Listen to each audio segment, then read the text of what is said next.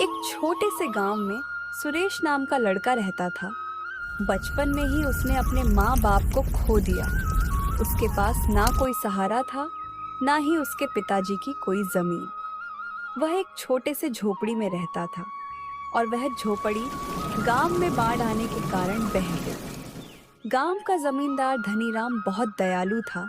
उसने सुरेश पर तरस खाकर उसे अपने यहाँ काम पर रख लिया और रहने के लिए एक अलग से झोपड़ी दे दी। धीरे धीरे समय बीतता चला गया। अब सुरेश बड़ा हो चुका था और आज भी वह जमींदार के यहाँ काम करता था। जमींदार भी उस पर बहुत भरोसा करता था। एक दिन सुरेश से कहता है, सुरेश बेटे, तुम अब शादी क्यों नहीं कर लेते? अब तुम्हारी शादी की उम्र हो गई है। तुम्हारी पत्नी आएगी तो तुम्हारा आधा काम वह संभाल लेगी, तुम्हारा घर संभाल लेगी, तुम्हारे खाने पीने का इंतजाम हो जाएगा। और मेरी भी अब उम्र हो चली है, पता नहीं कब भगवान का बुलावा आ जाए, मेरे सामने तुम्हारी शादी हो जाए तो मैं भी तुम्हारे लिए निश्चिंत हो जाऊंगा। अरे सेठ जी, ऐसा क्यों कहते हो? आपको मेरी उम्र भी लग जाए, आपके सिवा मेरा है ही कौन यहाँ? आपने मेरे लिए बहुत कुछ किया है। बचपन से लेकर अब तक आपने ही मुझे माता पिता दोनों का प्यार दिया है। आपका उपकार तो मैं कभी नहीं चुका सकता। उपकार की बातें छोड़ो सुरेश, बताओ शादी करोगे? लड़की मैं ही देखूं या तुमने कोई देख रखी है? नहीं सेठ जी, मेरी नजर में कोई लड़की नहीं है। आपको जैसा ठीक लगे आप वही करिए। मुझे आप पर पूरा भरोसा है। आप मेरे लिए भगवान से कम नहीं हो। आप जो निर्णय लेंगे वही उचित होगा और मेरे भले के लिए ही होगा। अब आप ही मेरे पिता समान हो। अच्छा भाई, ठीक है। मेरी नजर में तुम्हारे लिए एक बहुत अच्छी लड़की है। और हाँ, तुम शादी के खर्चे की चिंता मत करना, वह जिम्मेदारी मेरी हुई। आखिर पिता का दर्जा दिया है तो मेरी बात भी माननी पड़ेगी। जी मालिक, जैसा आपको ठीक लगे। धनीराम का एक बेटा भी था जो यह सारी बातें सुन लेता है और गुस्से से अपने पिताजी के पास जाकर कहता है, पिताजी, यह आप क्या कह रहे हैं? आपको क्या जरूरत है सुरेश की शादी का खर्च उठाने की? ये मत भूलिए कि वह हमारा नौकर है। नौकर से इतना लगाव ठीक नहीं है, ऐसे तो वह सिर पर चढ़ जाएगा। आज आप उसकी शादी के लिए पैसा देंगे तो उसे आदत लग जाएगी।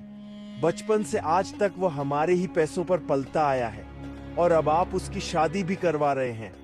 आपने क्या उसका ठेका ले रखा है क्या? जबान संभाल के बात करो राकेश।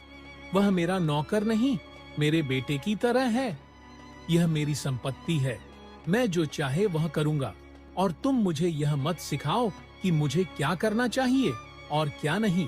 यह मत भूलो कि मैं तुम्हारा बाप हूँ। पिताजी, आप ठीक नहीं कर रहे हैं। मैं आपका बेटा हूँ, वो फटीचर सुरेश नहीं। आप मेरी तुलना उसके साथ कर रहे हैं। मेरे सामने उसकी क्या औकात है? आप उसकी भोली शक्ल पर मत जाएं। सारे गरीब लोग ऐसे ही होते हैं। एक दिन आपको पता चल जाएगा कि अपना कौन है और पराया कौन है। अपने और पराई की बात तो तुम करो ही मत। मुझे अच्छे से पता है कौन अपना है और कौन पराया। पहले जब मैं बहुत बीमार था तब कहाँ गया था तुम्हारा अपनापन? तब गोपाल ने मेरी कितनी सेवा की, दिन रात मेरी सेवा में लगा रहा। आज मैं जिंदा हूँ तो सिर्फ उसकी वजह से। तुमने तो मेरी एक बार भी खबर नहीं ली। तुम अपने नशे में धुत पड़े रहते थे। क्या मैं झूठ बोल रहा हूँ? बोलो। और यहाँ आकर अपने पराये का भाषण दे रहे हो। चले जाओ यहाँ से। लगता है उसने आप पर कोई जादू टोना कर दिया है, इसलिए आप अपने बेटे से ज्यादा उस 2 कोड़ी नौकर की तरफदारी कर रहे हो। और आपकी उम्र भी तो हो चली है। आपकी उम्र में आदमी शटिया जाता है। अभी एक काम करो, सारा हिसाब किताब मुझे दे दो, नहीं तो आप इसी तरह से सब पैसे लुटा दोगे और मेरे पास कुछ भी नहीं बचेगा। जब तक मैं जिंदा हूँ तब तक तुम्हारे हाथ कुछ नहीं आने वाला। तुम्हारे हाथ में हिसाब किताब देकर मुझे अपना नाम नहीं खराब करना है। मैंने पैसे बहुत मेहनत से कमाए हैं। समाज में मेरी बहुत इज्जत है और तुम मेरी इज्जत मिट्टी में मिलाना चाहते हो। अगर तुम्हें हिसाब किताब चाहिए तो उस लायक बनकर आओ, फिर बात करेंगे। काश तुम्हारी जगह भगवान मुझे गोपाल जैसा बेटा दिया होता। राकेश वहां से गुस्से से चला जाता है। इस फटीचर सुरेश का कुछ करना पड़ेगा। ये 2 टके का नौकर मेरी जगह लेने की कोशिश कर रहा है। उसकी तो छोड़ो, जब अपना ही सिक्का खोटा निकले तो भला क्या करें। मेरा बाप होकर मेरी जगह उस मनहूस की तरफदारी कर रहा है। यह अपमान मैं कभी नहीं भूलूंगा। वक्त आने पर दोनों को सबक सिखाऊंगा। थोड़े समय बाद धनीराम सुरेश की शादी करवा देता है। सुरेश की जिंदगी और बेहतर हो जाती मत रखना। जी बिल्कुल, आप बिल्कुल सही कह रहे हैं। धनीराम चाचा दिल के बहुत अच्छे आदमी हैं। है। ऐसे ही कुछ दिन बीत जाते हैं। एक दिन राकेश धनीराम से कहता है, सुनिए पिताजी, मुझे 10,000 रुपए चाहिए। तुम्हें इतने सारे पैसे किस लिए चाहिए? वह मैं आपको नहीं बता सकता, बस मुझे पैसे दे दीजिए। समझ गया। अपने नशे की लत और जुआ खेलने के लिए तुम्हें पैसे चाहिए, क्योंकि अब तक तुम यही करते आए हो राकेश। अभी भी वक्त है, सुधर जाओ। ये सब गंदी आदत छोड़ दो। इसमें कुछ नहीं रखा, सिर्फ बर्बाद ही होगा। मैंने आपसे रुपए मांगे हैं, ज्ञान नहीं। मेरी जो मर्जी मैं करूं। आखिर ये सब पैसे मेरे ही तो है। मैं ही आपकी संपत्ति का अकेला वारिस हूं। मेरा जहां मन करेगा मैं वहां खर्च करूंगा। आप अपनी सलाह अपने पास ही रखिए और मुझे बस पैसे दे दीजिए। बदतमीज अपने पिता से कैसे बात करते हैं? तुम्हें इसकी भी तमीज नहीं रही। तुम दिन दिन बदतमीज होते जा रहे हो। अगर किसी अच्छे काम के लिए मांगते तो मैं तुम्हें पैसे दे भी देता, लेकिन अब मैं फुटी कोड़ी भी नहीं दूंगा। ये धन दौलत मैंने बहुत मेहनत से कमाई है, जुए और नशे में उड़ाने के लिए नहीं। निकल जा मेरे नजरों के सामने से। तुम्हें देने के लिए मेरे पास एक पैसा भी नहीं है। अच्छा, मेरे लिए तुम्हारे पास पैसे नहीं हैं और उस फटीचर की शादी पर उड़ाने के लिए तुम्हारे पास बहुत पैसे हैं। ये आप बिल्कुल भी ठीक नहीं कर रहे। एक बार और सोच लीजिए, नहीं तो अच्छा नहीं होगा।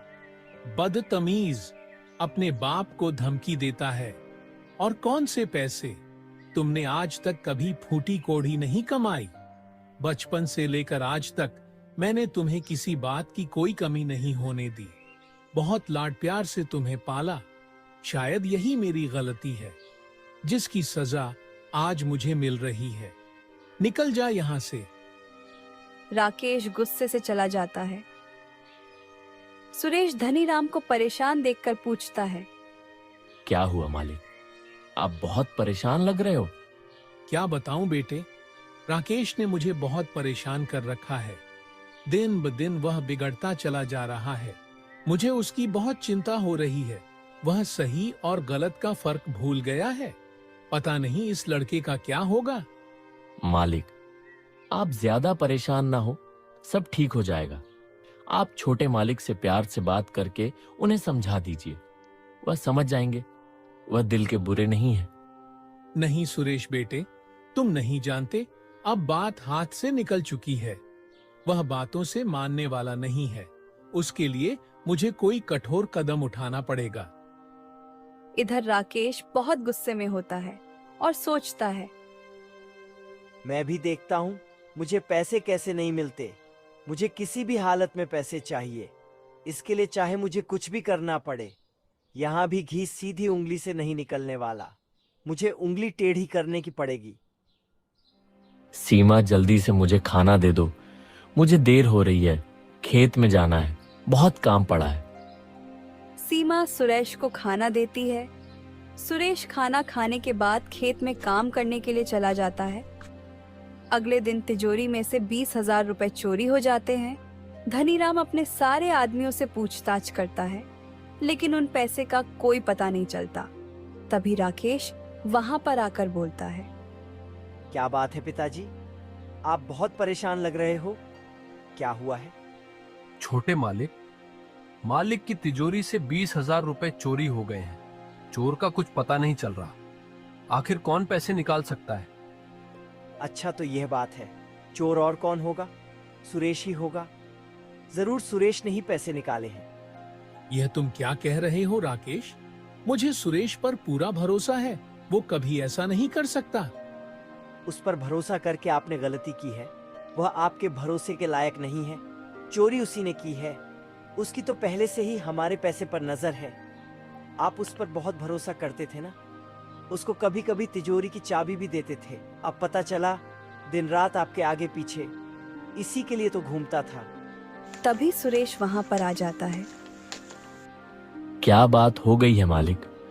कुछ हुआ है क्या? इतना सब करने के बाद पूछ रहे हो कि क्या हुआ है? एक तो चोरी की है तुमने और ऊपर से हिम्मत तो देखो इसकी। मुंह उठाकर चला आया। तुम्हें शर्म नहीं आती? जिस थाली में खाते हो उसमें छेद करते हो। मालिक, ये छोटे मालिक क्या कह रहे हैं? मेरे तो कुछ समझ में नहीं आ रहा। चोरी और मैं? राम राम राम, मैं तो सपने में भी ऐसा नहीं सोच सकता मालिक। ज्यादा भोले मत बनो। चोरी तुम्ही ने की है। सच सच बताओ, वो पैसे कहाँ हैं? वरना लात मारकर तुम्हें यहाँ से निकाल दूंगा। तुम जैसे मक्कार को मैं अच्छी तरह से जानता हूँ। पहले बड़े लोगों को अपने चिकनी चिकनी बातों में फंसाते हो, उनका भरोसा जीत लेते हो, फिर जैसे ही मौका मिले हाथ साफ करके निकल जाते हो। एहसान फरामोश। मेरे पिताजी ने तुम्हारे लिए क्या कुछ नहीं किया और तुमने उनके एहसान का यह सिला दिया। सुरेश को यह सुनकर बहुत दुख पहुंचता है। वह रोने लगता है। बस राकेश, बस, अब बहुत हो गया तुम्हारा। कब से तुम सुरेश को भला बुरा बोलते जा रहे हो? अब और एक शब्द भी नहीं। मैं सुरेश के खिलाफ कुछ भी नहीं सुनूंगा। मुझे सुरेश पर तुमसे भी ज्यादा भरोसा है कि सुरेश ऐसी हरकत कभी नहीं कर सकता। सुरेश भले ही गरीब है, लेकिन उसकी नीयत, उसकी ईमानदारी और उसकी अच्छाई में वह तुमसे कहीं गुना ज्यादा अमीर है। उसकी बराबरी तुम दूर दूर तक नहीं कर सकते। आप एक मामूली नौकर के लिए अपने बेटे का अपमान कर रहे हो। यह सुरेश एक नंबर का धोखेबाज है और चोर है। इसने चोरी की है। इसने आपके आंखों के ऊपर पट्टी बांध रखी है, इसलिए आप सच्चाई को देख नहीं पा रहे। मैं तो कहता हूँ इसके घर की तलाशी लीजिए। जरूर इसने पैसे वहीं छुपाए होंगे। बस, अब बहुत हो चुका राकेश। ज्यादा बोलोगे तो मेरा हाथ उठ जाएगा। मैं अच्छी तरह से जानता हूँ तुम सुरेश पर झूठा आरोप लगाकर उसे मुझसे दूर करना चाहते हो। मुझे तो लगता है चोरी उसने नहीं की है, बल्कि मैंने तुम्हें पैसे नहीं दिया तो तुमने ही की होगी। आप मुझ पर इल्जाम लगा रहे हो, अपने बेटे पर? आप ऐसा सोच भी कैसे सकते हो? आपको इस नौकर पर भरोसा है और अपने बेटे पर नहीं? नहीं है, मैं सबके सामने कहता हूँ, मुझे तुम पर बिल्कुल भी भरोसा नहीं है। अच्छा ठीक है, आपको मुझ पर भरोसा नहीं है तो आप बेशक मेरे कमरे की तलाशी लीजिए, लेकिन मेरी एक शर्त है। मेरे कमरे की तलाशी के बाद आपको सुरेश के घर की भी तलाशी लेनी होगी, तभी दूध का दूध और पानी का पानी हो जाएगा। फिर क्या था? राकेश के कमरे की तलाशी ली जाती है, लेकिन उसके कमरे में वह पैसे नहीं मिलते। देखा, आप सबको नहीं मिले ना पैसे। मैं आपको कब से कह रहा हूँ कि पैसे सुरेश ने ही चुराए हैं। एक बार उसके घर की भी तलाशी ली जानी चाहिए। छोटे मालिक बिल्कुल सही कह रहे हैं। सुरेश के घर की तलाशी लेते हैं। फिर सुरेश के घर की तलाशी ली जाती है और सुरेश के घर में पैसे मिल जाते हैं। ये लीजिए मालिक, सुरेश के पलंग के नीचे रखे थे। ये देखकर सुरेश को बहुत बड़ा धक्का लगता है कि आखिर उसके घर में पैसे। धनीराम को भी बहुत बड़ा धक्का लगता है। वह कुछ भी नहीं बोलता, बस चुपचाप खड़ा रहता है। धनीराम एक शब्द भी नहीं बोलता। बोलिए ना, अब आप चुप क्यों खड़े हो? नहीं मालिक, ये सच नहीं है। मैं नहीं जानता मेरे घर पर पैसे कैसे आए, लेकिन मैं ऐसा काम कभी नहीं कर सकता।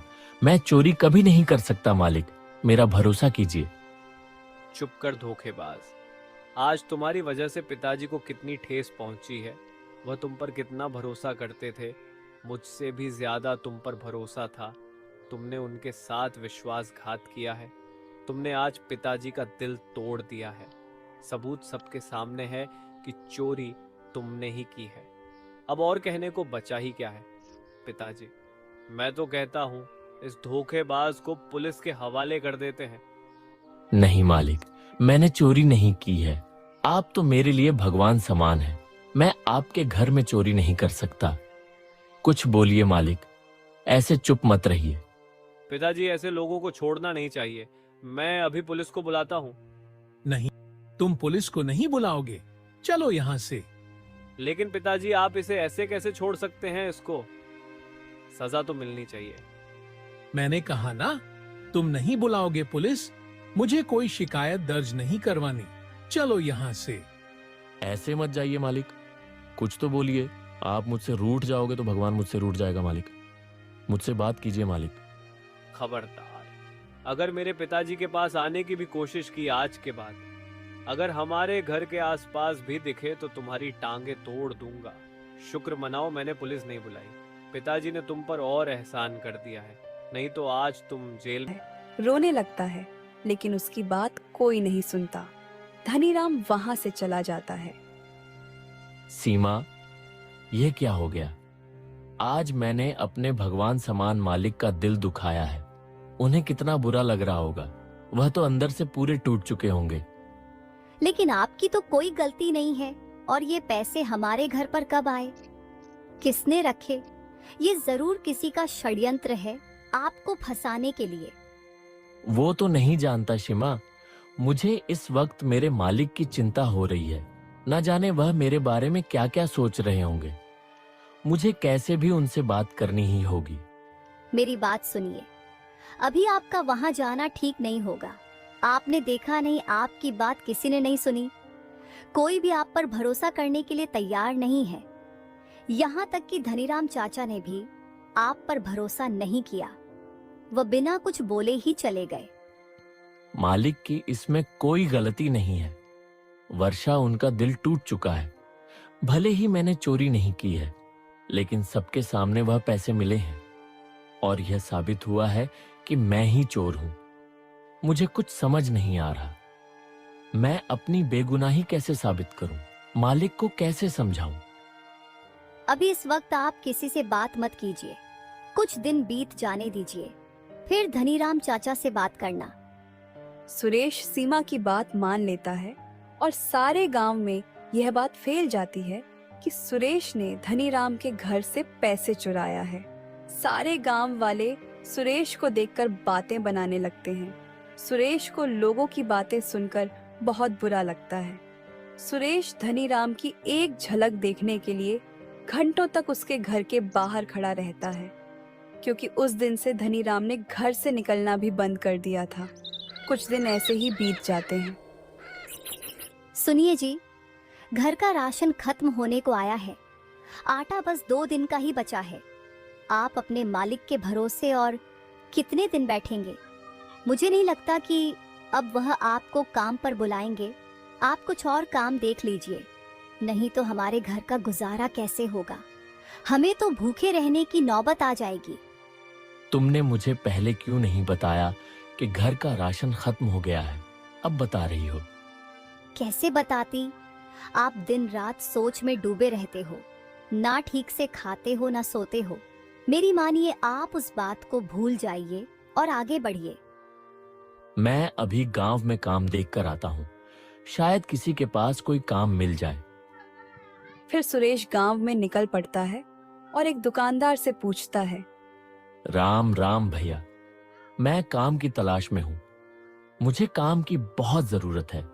घर की हालत बहुत खराब है। क्या आपके यहाँ कोई काम मिल सकता है? आपकी बड़ी मेहरबानी होगी। तू वही चोर सुरेश है ना, जिसने धनीराम के यहाँ चोरी की थी? मेरे पास तेरे लिए कोई काम नहीं। क्या पता कल को तू मेरी दुकान चुरा ले। निकल यहाँ से। सुरेश को यह सुनकर बहुत दुख पहुंचता है। वह वहां से चला जाता है। फिर एक दिन प्रताप सिंह सेठ के पास जाकर काम के लिए पूछता है। सेठ मान जाता है। ठीक है भाई, तुम कल से काम पर आ जाना। वैसे भी बहुत काम पड़ा है। मुझे 3-4 लोगों की जरूरत है। आपका बहुत बहुत धन्यवाद सेठ जी। मैं कल से आ जाऊंगा। तभी वहां पर सेठ की पत्नी आ जाती है कि ये आप क्या कर रहे हैं? कोई जरूरत नहीं है इसको काम पर रखने की। आपको पता नहीं है इसने क्या किया है। भलाई का जमाना नहीं है। आप इसको काम देकर भलाई करने जाओगे और कल को यह आपका घर साफ कर देगा। आजकल के लोगों का कोई भरोसा नहीं है। धनीराम भाई की यही गलती थी। उन्होंने इस पर भरोसा कर काम पर रखा था। यहाँ तक कि बचपन से इसे पाला, इसकी शादी भी करवाई, फिर भी इसने उनके साथ बेईमानी की। अगर अब भी आपने इसे काम पर रखा तो मुझसे बुरा कोई नहीं होगा। ठीक है भाग्यवान, नहीं रखूंगा इसे। सुरेश, तुम जाओ भाई। तुम्हारी वजह से मेरे घर में झगड़ा नहीं चाहता। मैं तुम्हें काम पर नहीं रख सकता। तुम कहीं और जाकर काम देख लो। सुरेश निराश होकर वहां से चला जाता है। तभी धनीराम उसे किसी से बात करते हुए दिखता है। सुरेश धनीराम को देख बहुत खुश हो जाता है और उन्हें आवाज लगाता है, लेकिन धनीराम उसे अनदेखा कर वहां से चला जाता है। सुरेश को बहुत बुरा लगता है। वह निराश हो जाता है और घर चला जाता है। इधर सुरेश की पत्नी शिमा को भी गांव की औरतें ताना मारती हैं। अरे देखो देखो, ये उस सुरेश की पत्नी है ना? मैंने तो सुना है दोनों पति पत्नी की मिली भगत है। जो धनीराम जैसे अच्छे आदमी को अच्छा फंसा के रखा था इन दोनों ने, लेकिन सच्चाई ज्यादा दिन तक नहीं छुपती। इन दोनों को रंगे हाथ पकड़ा है। इनके घर पर नगद रुपए मिले हैं। शिमा को उनकी बातें सुनकर बहुत बुरा लगता है। वह घर चली जाती है। घर पर सुरेश को देख सीमा पूछती है, क्या हुआ जी? आप तो काम देखने गए थे ना, मिला क्या नहीं? सीमा देखने गया था, लेकिन वहां पर काम नहीं था। कल फिर जाकर देखता हूँ। और तुम तो सब्जी लेने गई थी, लेकिन सब्जी तो कहीं दिख नहीं रही है। क्या हुआ, सब्जी नहीं लाई? जी वो सब्जी के दाम कितने बढ़ गए हैं। दाम सुनकर ही मैं वापस आ गई। मैंने सोचा दाल चावल ही बना देती हूँ। वैसे भी हमारे पास ज्यादा पैसे नहीं बचे हैं। और फिर दोनों चुप बैठ जाते हैं। सीमा और सुरेश लोगों की ताने की बात एक दूसरे से छुपाते हैं। फिर एक दिन सुरेश के घर एक आदमी आता है और बोलता है, अरे सुरेश, सेठ प्रताप सिंह ने तुम्हें आज से ही काम पर बुलाया है, चलो जल्दी से। सुरेश और सीमा बहुत खुश हो जाते हैं। क्या सच में? भगवान तेरा लाख लाख शुक्र है, मुझे काम तो मिल गया। शिमा में निकलता हूँ। लेकिन खाना तो खाकर जाइए। आपने सुबह से कुछ नहीं खाया। उस सब बाद में सीमा, मैं दोपहर में जब भी वक्त मिलेगा खाना खाने आ जाऊंगा। अभी मुझे जाना पड़ेगा। बड़ी मुश्किल से काम मिला है। उन्होंने मुझे काम के लिए मना किया था, लेकिन अब बुला लिया है तो मुझे अभी जाना पड़ेगा, नहीं तो उन्हें बुरा लगेगा।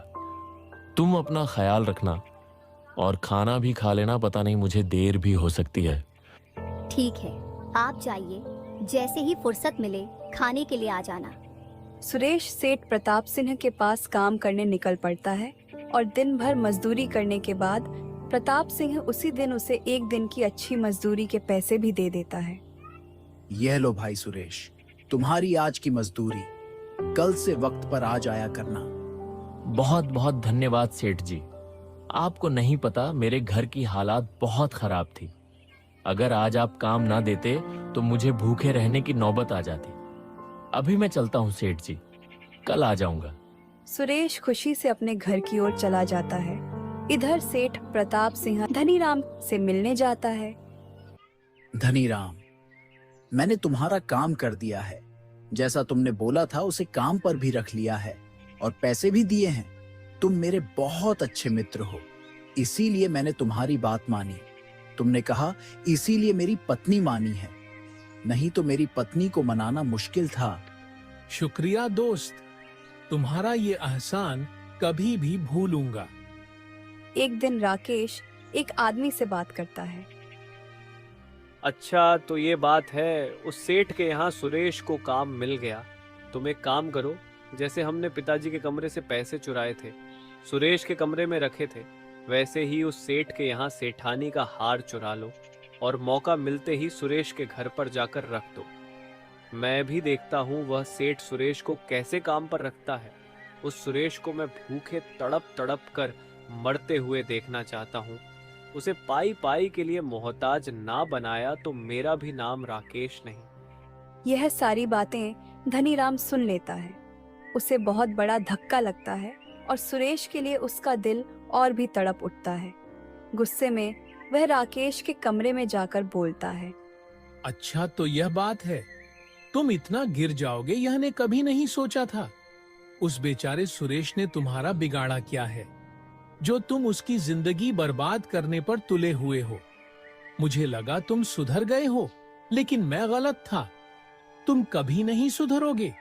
तुम ही इतना गिर गए कि खुद के घर में तुमने चोरी की और इल्जाम बेचारे उस सुरेश पर डाल दिया। तुम्हारी इस गंदी हरकत की वजह से उसे कितना कुछ झेलना पड़ रहा है। यहाँ तक कि उसके लिए तुम पुलिस भी बुला रहे थे। अब मैं पुलिस बुलाऊंगा और सारे गांव वालों को भी बताऊंगा कि तुमने किस तरह से उसे फंसाया है। तुम ऐसे नहीं सुधरोगे। तुम्हारा क्या भरोसा कल को तुम उस बेचारे की जान ले लोगे। तुम्हारा फैसला कल होगा, सबके सामने। राकेश कुछ भी नहीं बोलता।